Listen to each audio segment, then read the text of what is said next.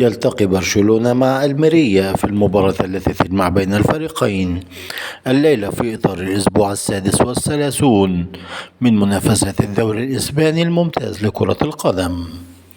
تقام مباراة برشلونة والميريا على ملعب الميريا في تمام الساعة 10:30 مساء بتوقيت القاهرة، والساعة 11:30 بتوقيت السعودية.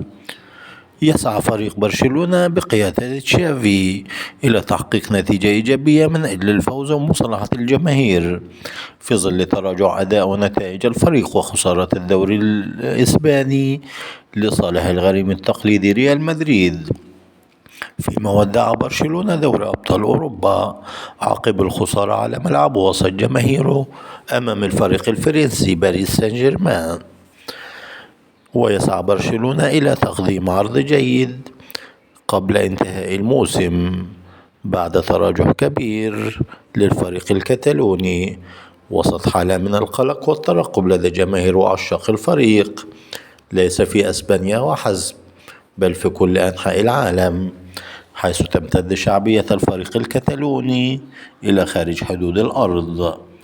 بينما يسعى الميريا إلى ترك بصمة مميزة في الدوري الإسباني بعد هبوط الفريق إلى دوري الدرجة الأولى الممتاز في إسبانيا بعد تلقي سلسلة كبيرة من الهزائم ونزيف النقاط في الموسم الحالي.